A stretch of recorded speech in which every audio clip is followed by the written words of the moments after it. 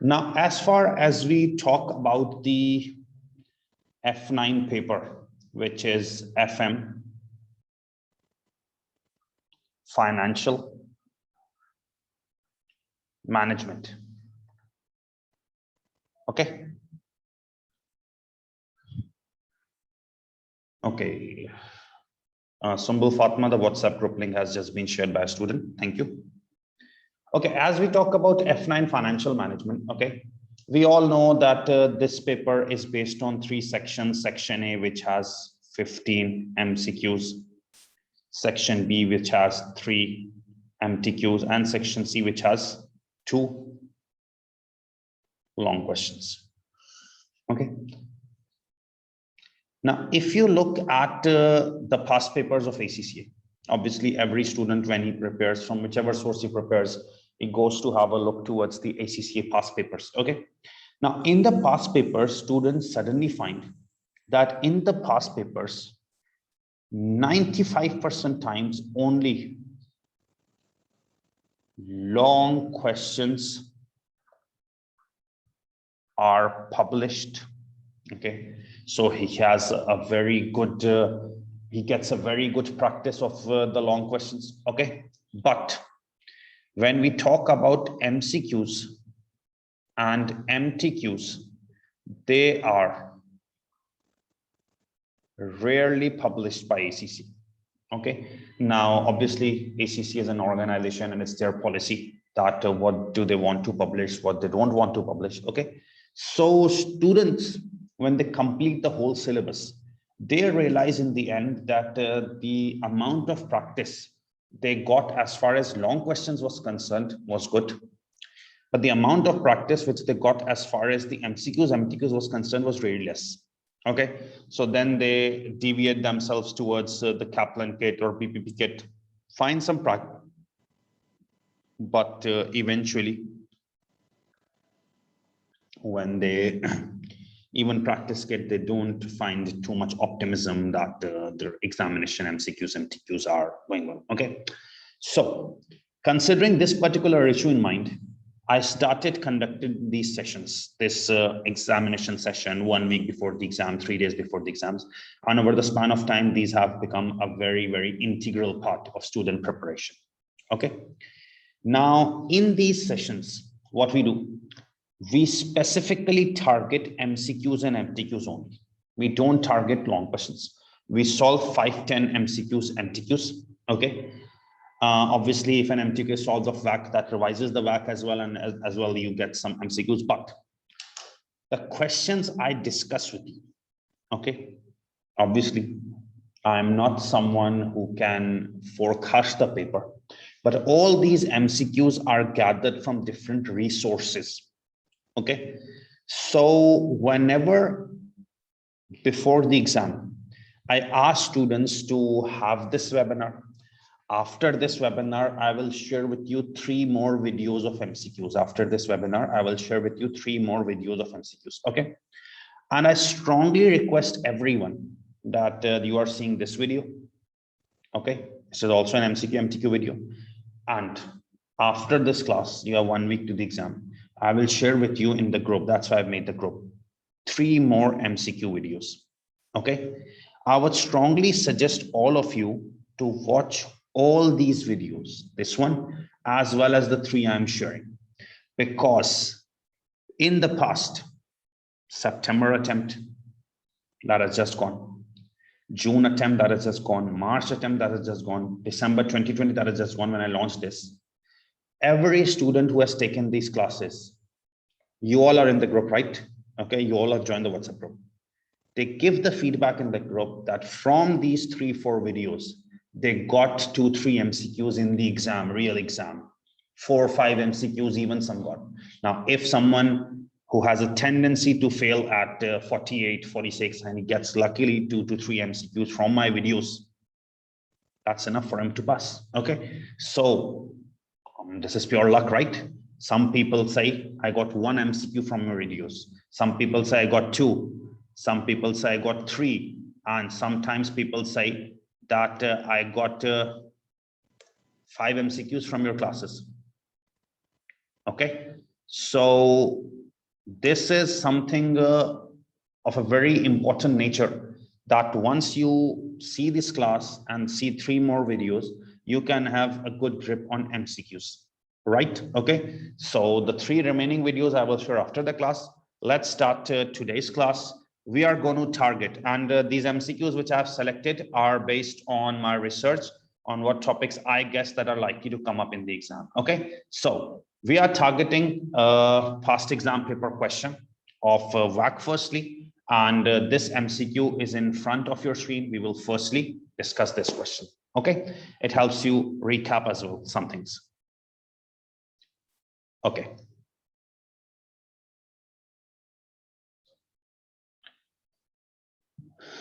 Let's start.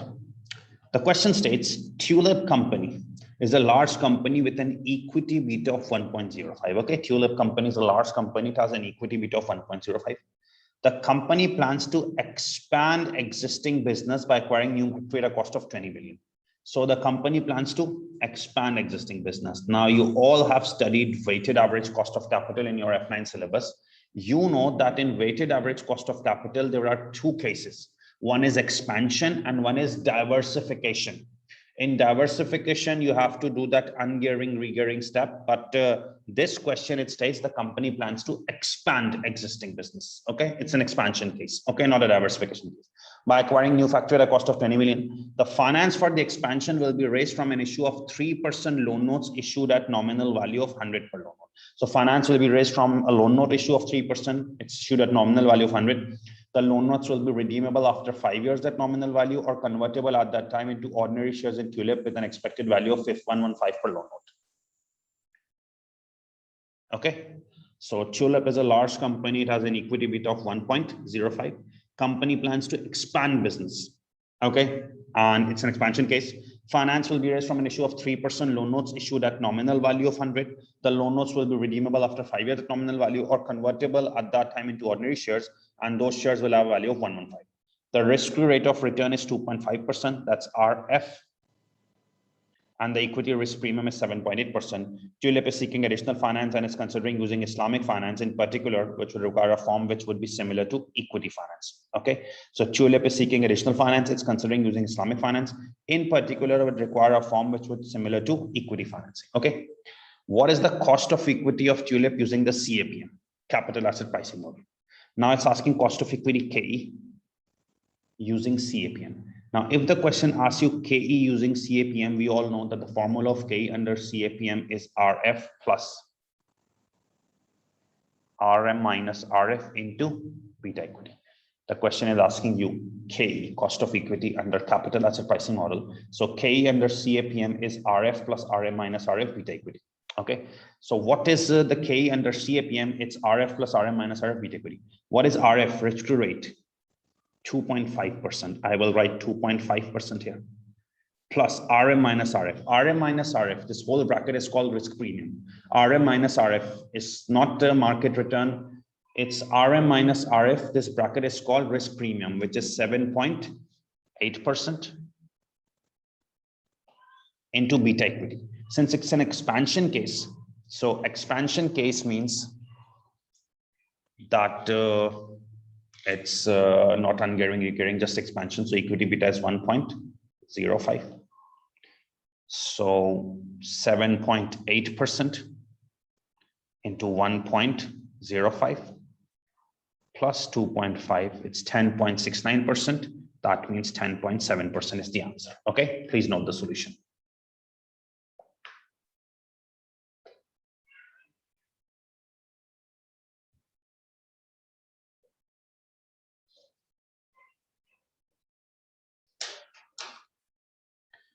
Please quickly copy the solutions.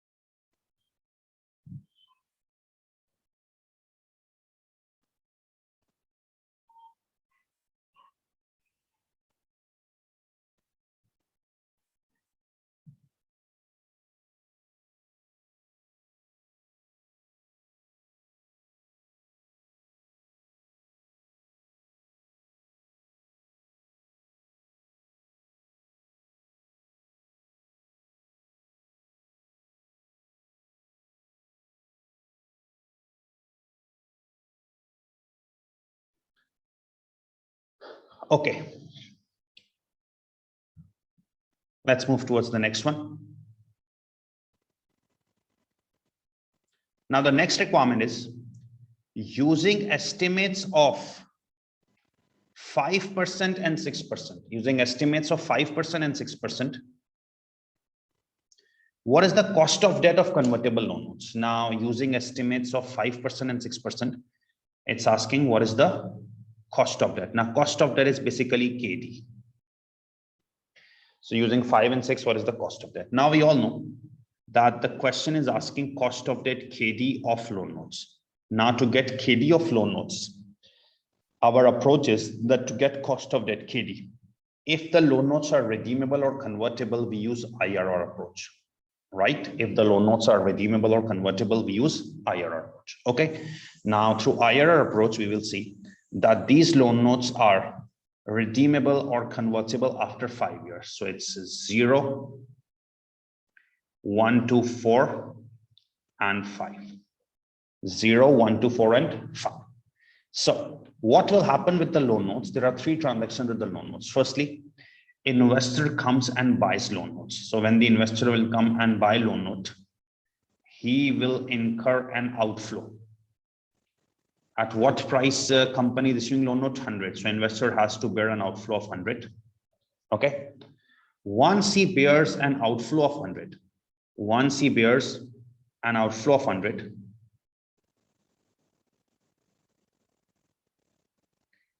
he gets after tax interest for 5 years.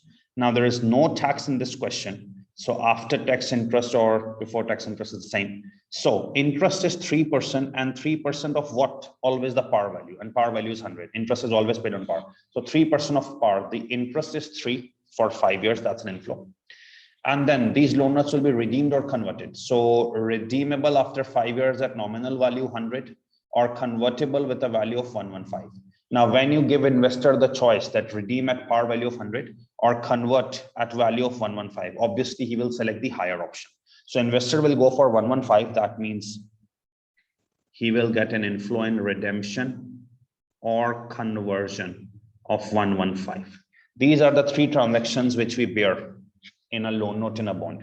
Investor buys it, he gets an outflow from his pocket. So the outflow from the pocket of the investor is 100 because company is issuing loan note at 100, investor has to bear outflow of 100. Then he gets interest 3% of par, $103 for 5 years, and then redemption or conversion, it's at 115.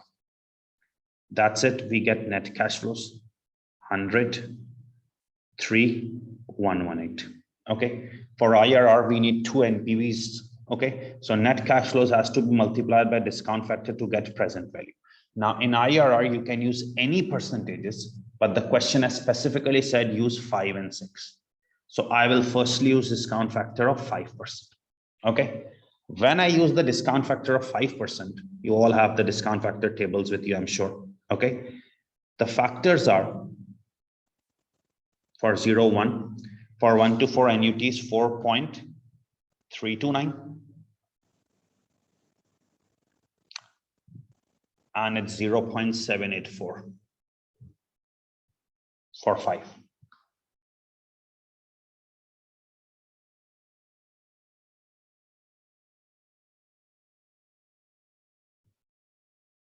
Okay, so the discount factor, you can use any, but the question is specifically said 5 and 6. So I will use 5%.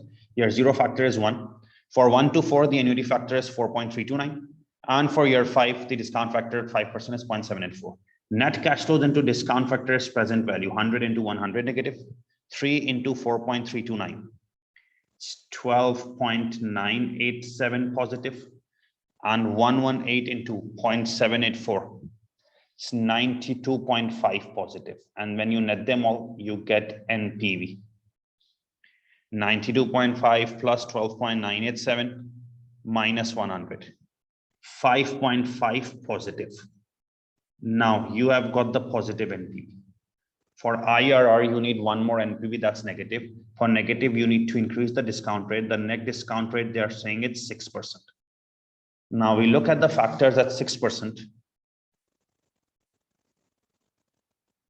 Sorry, it's 3.5460, the factor I mistakenly wrote wrong.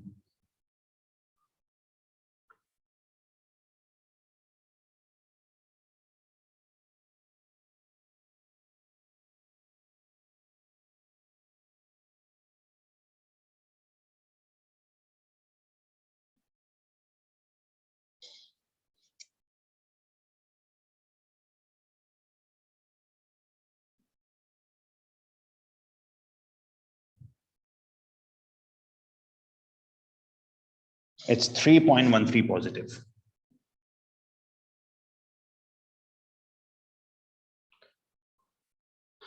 Okay. Now, you have the positive NPV. For negative, you need to increase the rate. Let's find the factors at 6%. Now, at 6%, the factors here, 0 is 1. Okay.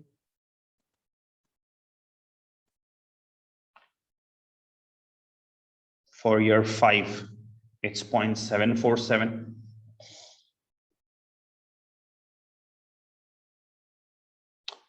And can anybody just message me the factor for 1 to 4 at 6%?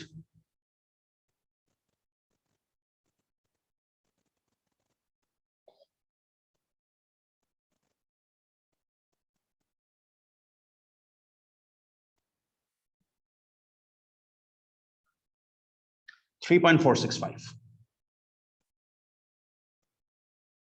Now you have increased the factor at 6%. Net cash flows need to be multiplied now with 6% to get present value. 100 into 1 is 100 negative. 3 into 3.465. It's 10.4 positive.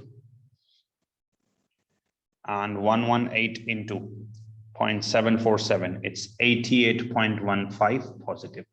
And we net them all, we get another NPV.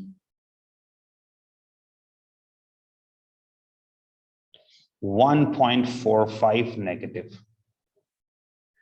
Now we have the positive negative NPVs, we can just place it in IRR formula. Small a, the rate of positive NPV 5%, plus capital A positive NPV 3.13, positive 3.13 minus negative NPV 1.45, into small b, rate of negative 6% minus rate of positive 5%. Mathematically, we will first divide.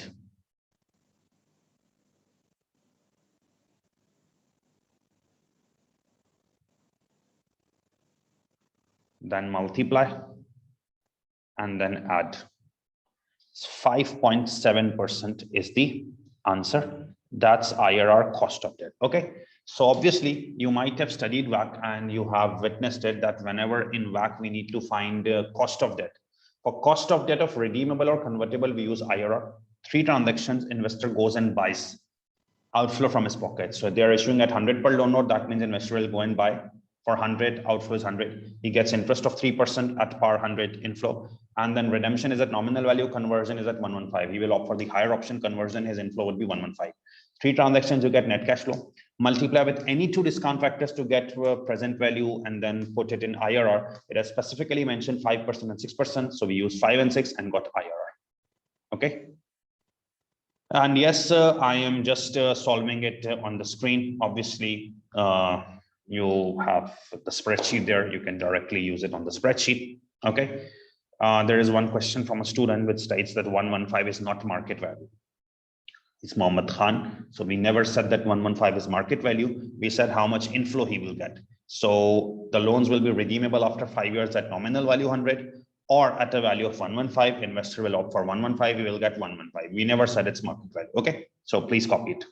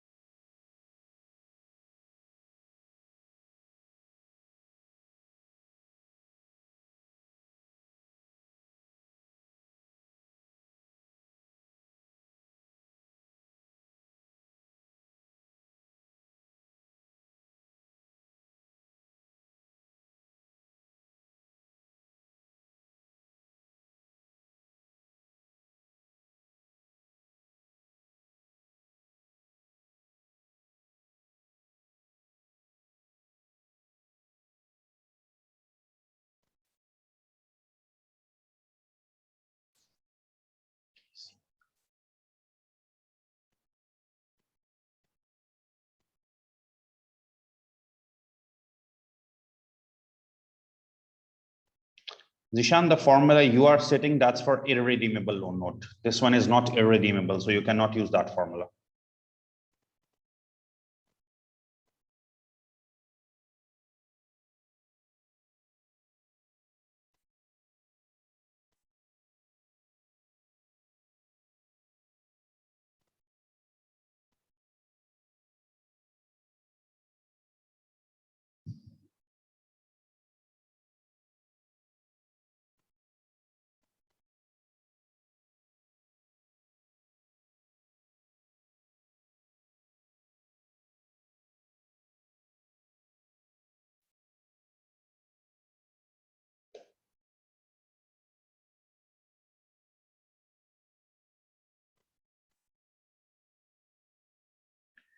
Zishan, I am very much surprised that you are stating that he asked for irredeemable, and I am not able to find anywhere that where he's asking for irredeemable. If we can see the requirement, he's asking what is the cost of debt of convertible loan notes.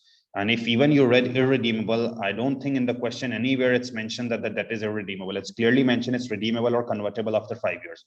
So which question are you referring? Are you on the same question which we are doing here? Yes, Ijaz, you are right.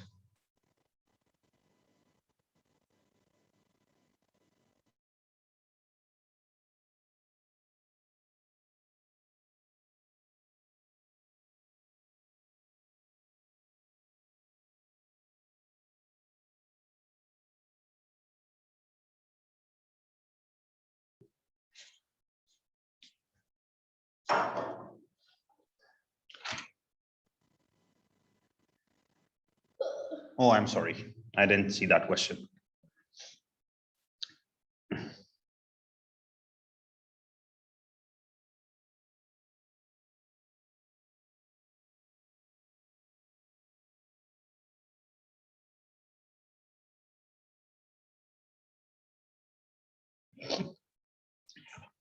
Okay, now obviously any MTQ is based on a mixture of computation and theory questions. Okay, so now the remaining questions are theoretical in nature.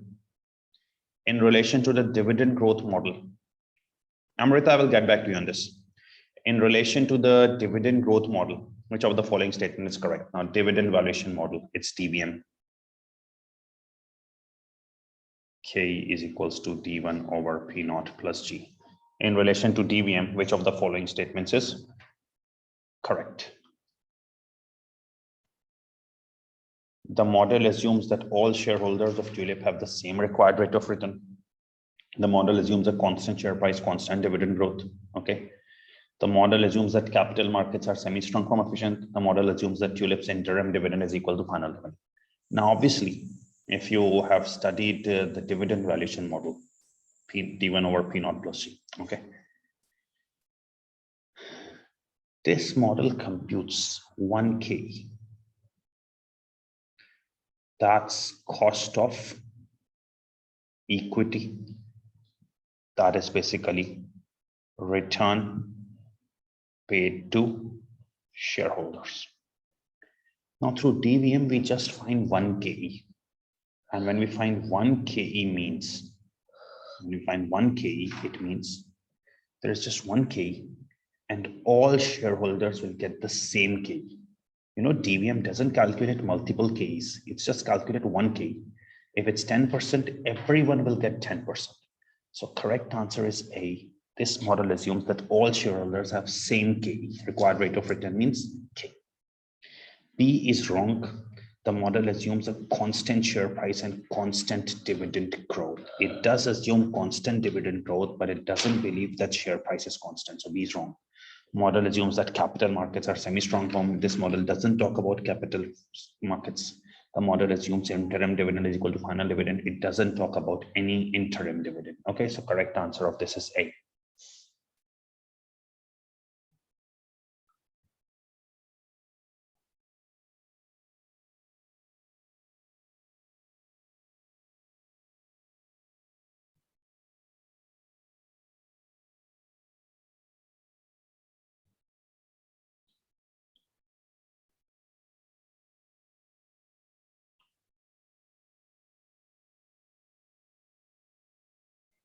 Interim dividend is the dividend paid in between the year. Okay, fourth, which of the following statements about equity finance is correct? Statement about equity finance is correct. Equity finance reserves represent cash which is available to a company to invest. Additional equity finance can be raised by right issue and bonus issue. Retained earnings are a source of equity finance. Equity finance includes both ordinary shares and preference shares. Okay, the correct answer of this is C. Retained earnings are a source of equity finance. They come in equity. Why the others are wrong?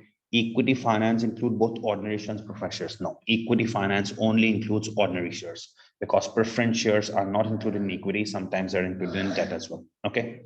Additional equity finance can be raised by right issue, correct, and bonus issue. You cannot raise finance via bonus issue. You don't get anything in bonus issue. So this is wrong.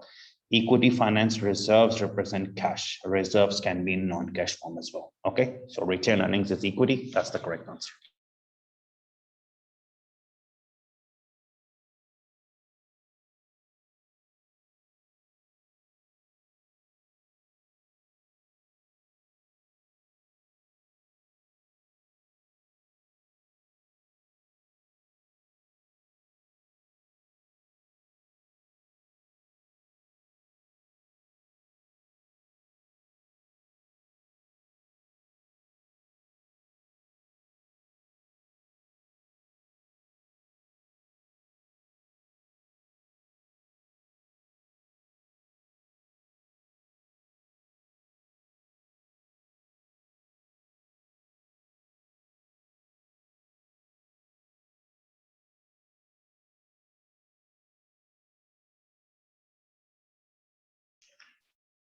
Okay, so any questions with respect to 18, 19, please ask. Why did I set the other three options of 19 wrong? Equity finance includes ordinary shares and preference shares. They don't necessarily include preference shares. Sometimes preference shares are treated as debt. Additional equity finance can be raised by right issue. Bonus issue, you do not get any finance, and equity finance reserves present cash. Reserves are not always in cash form.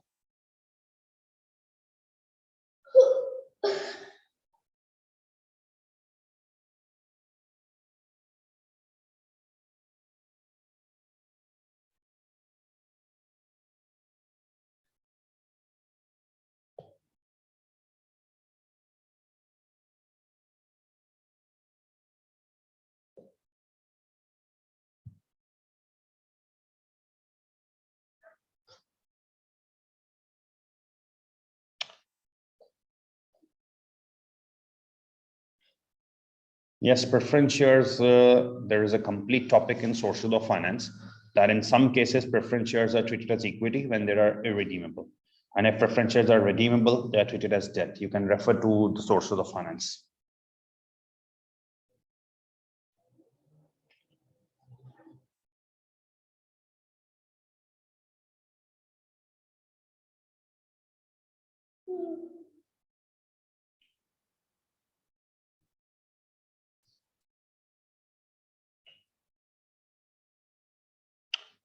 Okay, now to answer the MCQ number 20 regarding Tulip's interest in Islamic finance, which of the following statements are correct?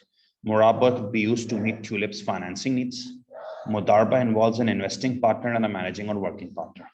Okay, now for this, you need to have a sound understanding of what Murabba is and what Mudarba is. Okay, now there are 5 Islamic finance instruments in your syllabus: Murabba, Ijara,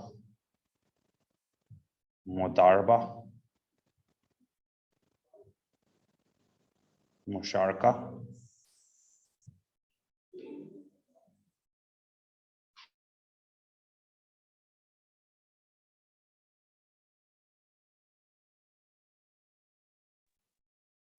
okay. So regarding Tulip's interest in Islamic finance, which of the following statement is correct? Murabba could be used to meet Tulip's financing needs. Mudarba involves investing partner, managing partner. You need to have a sound understanding of all these. There are 5 Islamic finance instruments: Murabba, Ijara, Mudarba, Musharaka, Sukuk.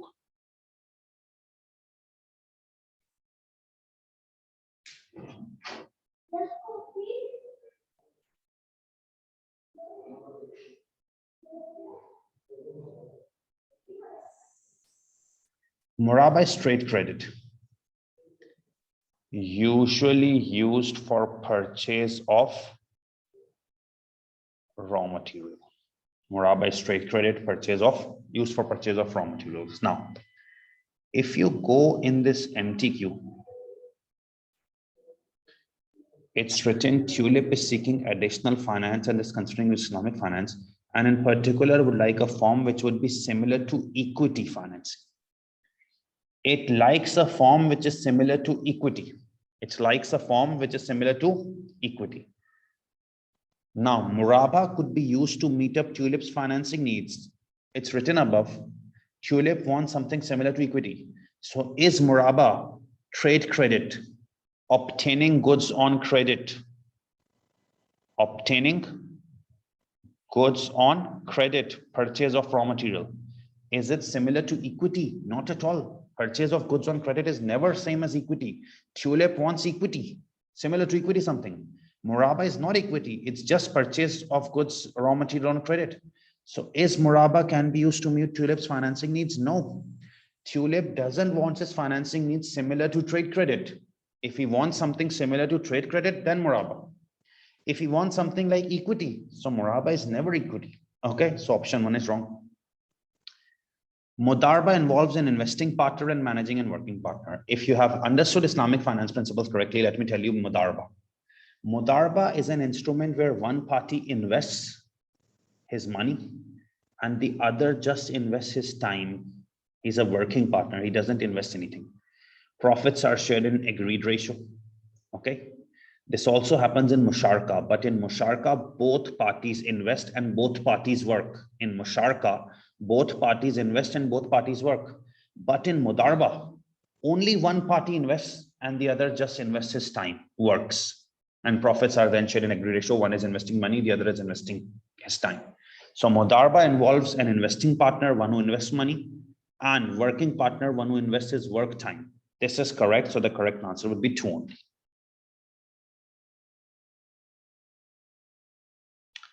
Again, there are many students stating that all 5 should be explained. This is not an explanation class. However, if you are weak in this area or any area, after the class, you can talk to me. We can arrange some stuff for you regarding these 5 principles.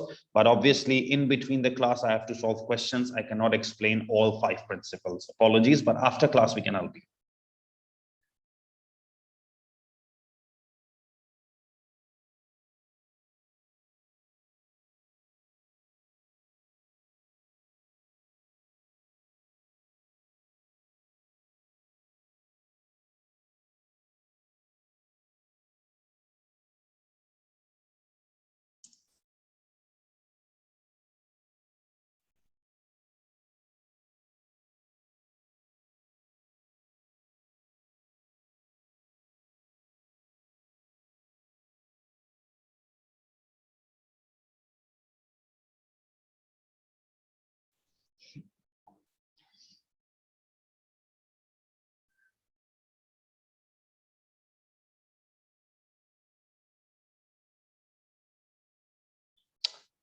Don't worry. I don't think I remember any article, but I can send you all those who have problem in these 5 instruments, my lecture in which I have explained all these 5 issues. Okay.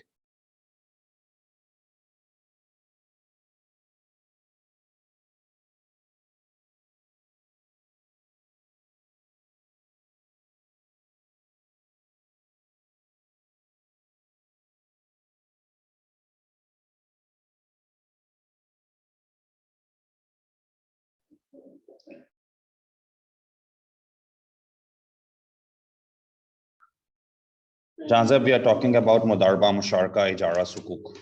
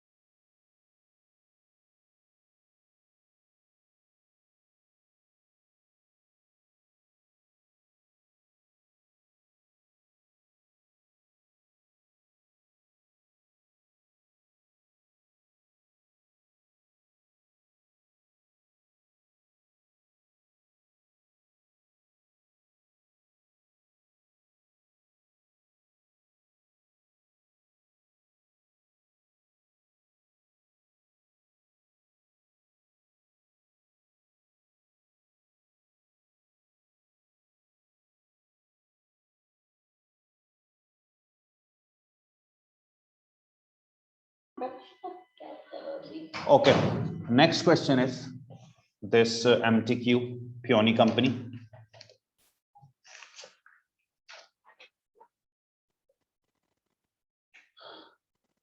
Start reading this question, then I will read and explain it to you. 2 minutes, just read it on your own.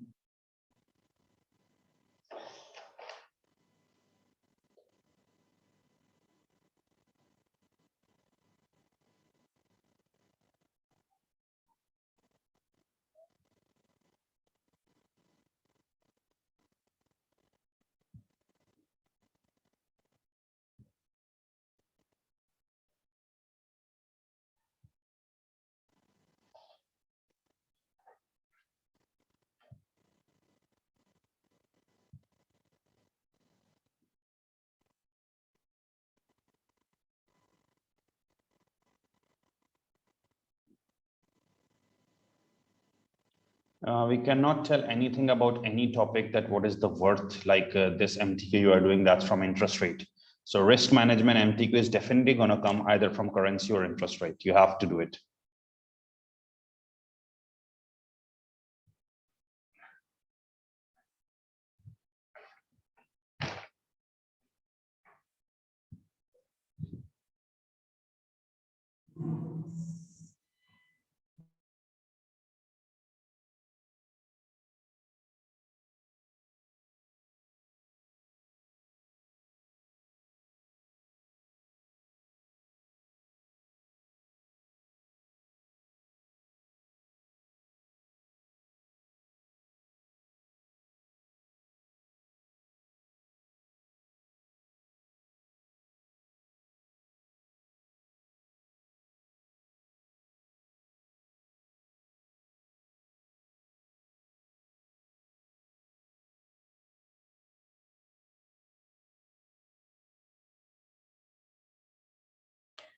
Okay, so the following information relates to questions 26 to 30.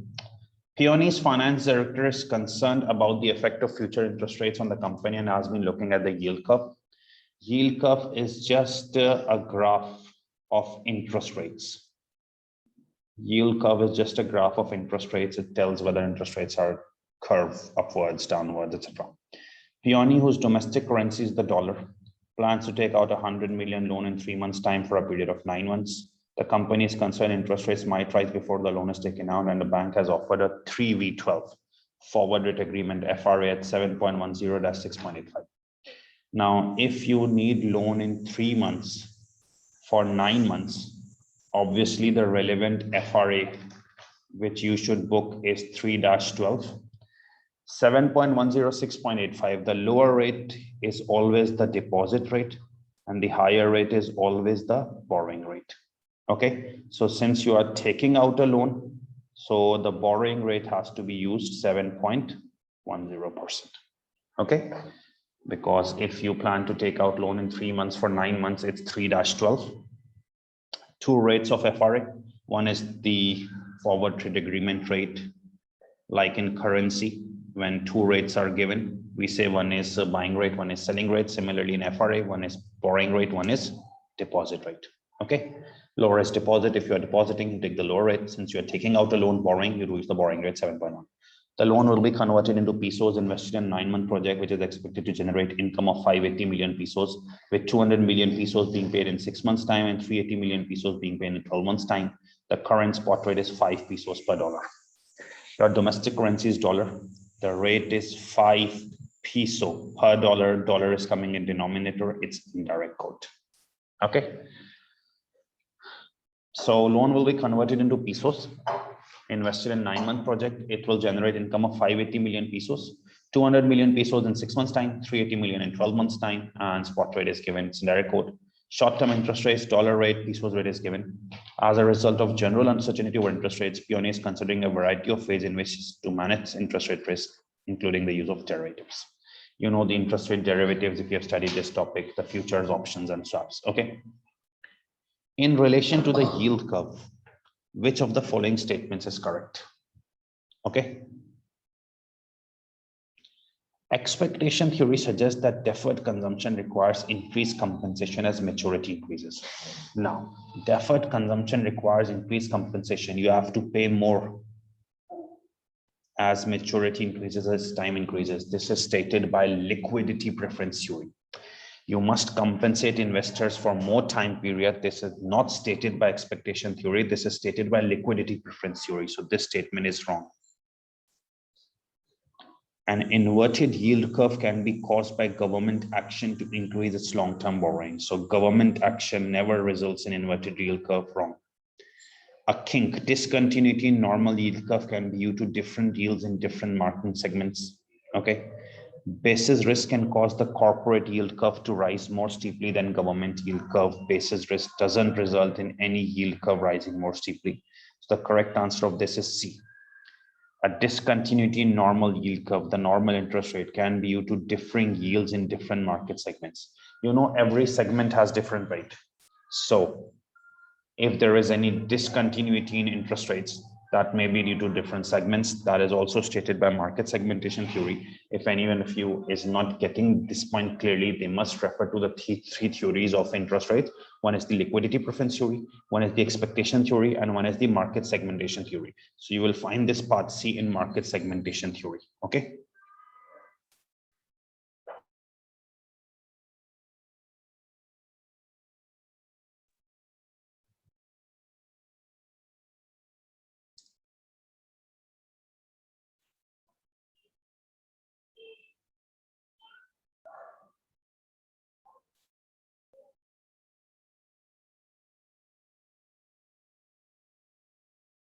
Okay.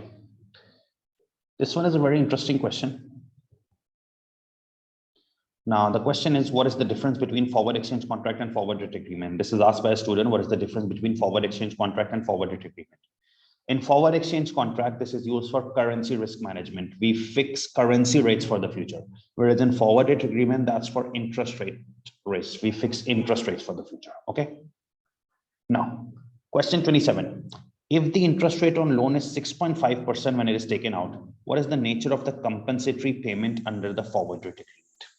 Now, this is a working which is taught in forward rate agreement, that if the interest rate on loan is 6.5%, what is the nature of the compensatory payment under forward rate agreement? Okay. Now, under forward rate agreement, company plans 100 million loan for 9 months at 7.1%, right? You can see the forward rate agreement details in the question, that plans to take out 100 million loan in 3 months for a period of 9 months. Loan is required for 9 months. And the FRA rate is 7.1, 6.85, borrowing rate is higher, 7.1. So under FRA, the company plans 100 million loan for 9 months at 7.1%. That means it must pay interest of 100 million loan. How much interest it has to pay in forward rate agreement? 7.1% for 9 months. If you just multiply by 7.1%, that's for whole year, but you need it for 9 months. So if you plan an FRA, you must take 100 million loan. Now FRA rate is 7.1%.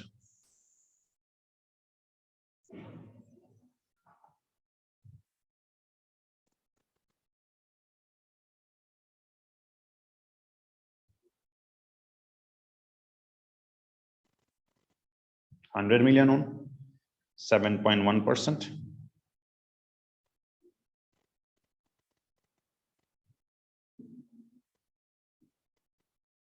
It's 5.325 million.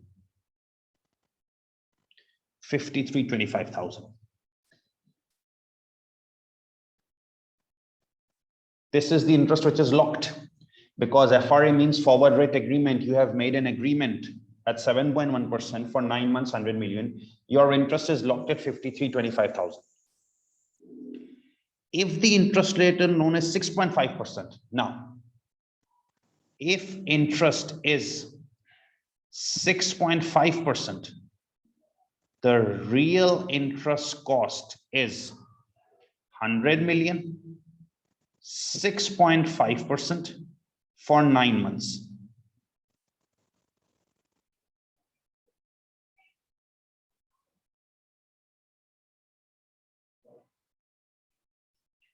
$48,75,000.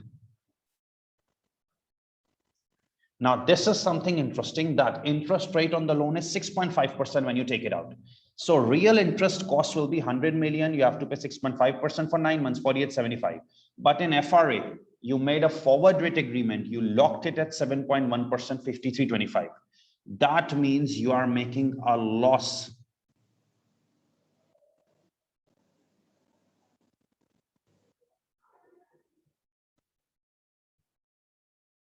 of 450,000, and loss of 450,000 means that Peony has to pay bank 450,000. What is the concept behind this loss? That the real interest rate in the market was 6.5%. So the real interest cost was supposed to be 48.75, but you made an FRA and locked it at 7.1%. So you have to pay 53.25. So due to FRA, you have to pay extra to the bank. Real interest cost was 48.75. You had to pay 43.25. So extra loss of 450,000 that you have to pay to the bank. The correct answer of this is also C.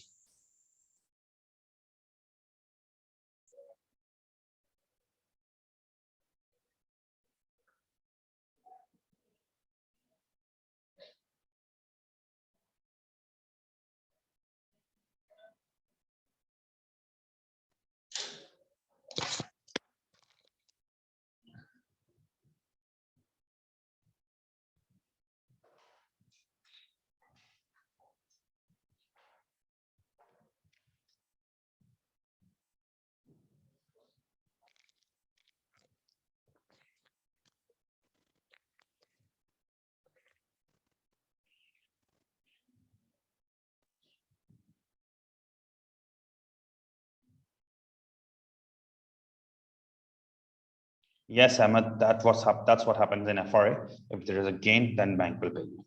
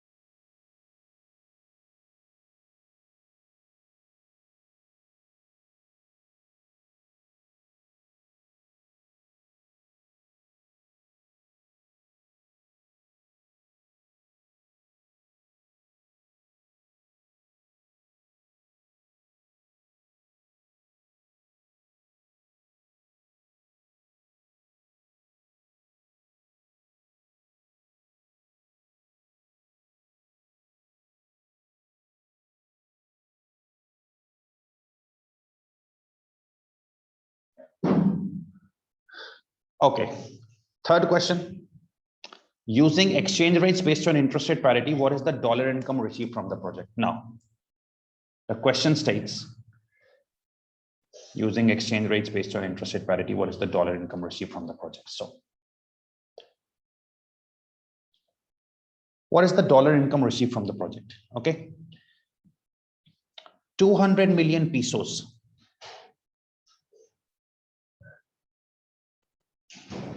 in 6 month time and 380 million pesos in 12-month time. This is the income. 200 million 6 months, 380 million 12 months. Okay. Spot rate currently is 5 pesos per dollar. So 5 pesos per dollar. What will be after 6 months? What will be after 1 year? You can use the interest rate parity theory. Okay. For 12-month rate, you take the spot rate, 5 pesos per dollar to parity, 1 plus interest rate of the numerator currency. Numerator currency is 10% per year. 1 plus denominator currency, that's 6.5%. So the rate after 12 months will be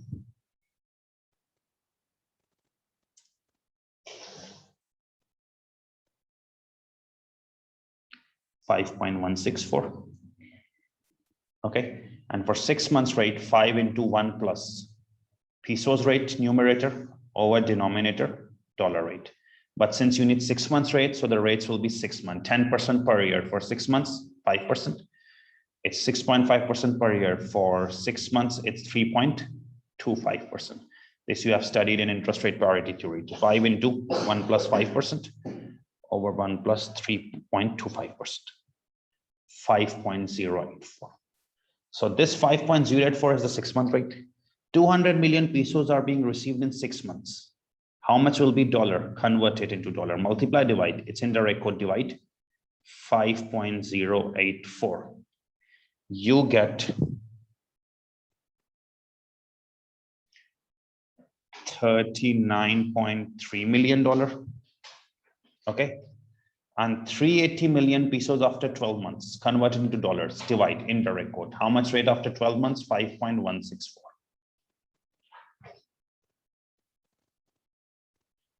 $73.58 million.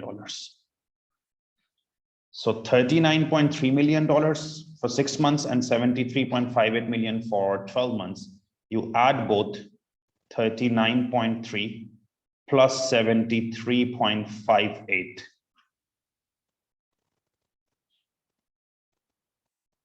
You get 112.8. This is the dollar income. 112.8.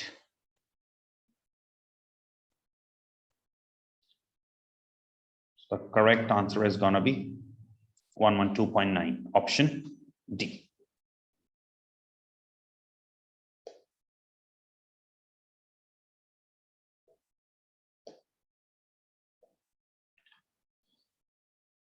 You simply have to convert it into dollar, the pesos into dollar, but you should have the rate of this 6 months and 12 months. So through parity theories, you have generated that rate.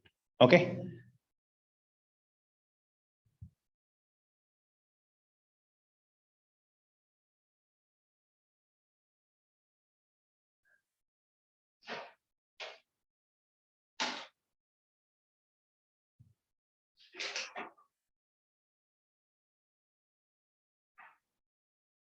It's just asking dollar income. So income is received in pesos, 200 million 6 months, 380 million 12 months. So you have to convert it into dollars. You need 6 month and 12-month rate. You got it through parity theories. Okay.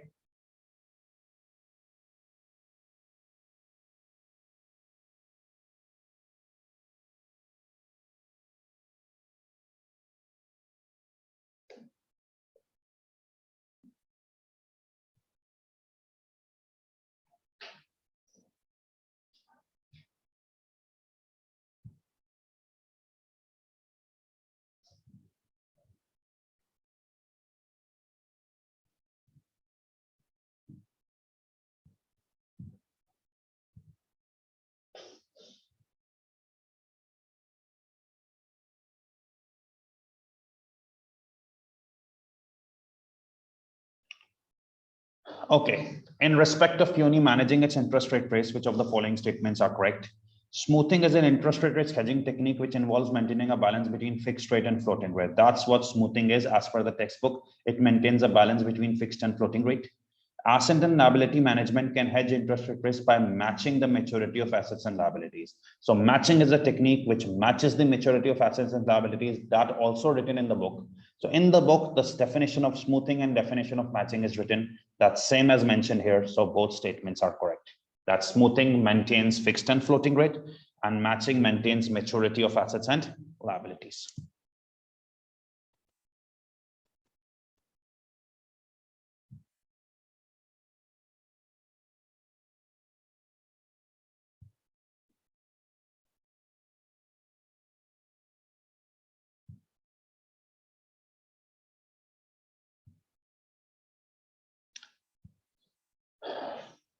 And lastly, the correct answer of 30 is B.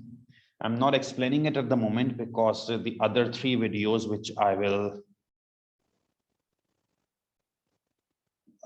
be sharing with you, that will explain you this particular option as well, because this type of MCQ is there in that as well. So what we are going to do is that we are going to end this session for today. You have any questions, you can ask me later on the WhatsApp group. Okay, and I will be sharing 3 videos there of MCQs.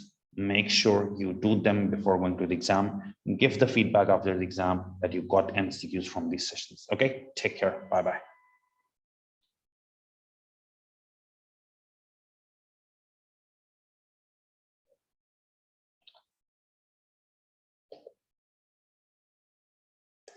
I've shared the link once again. Please join whoever wasn't there.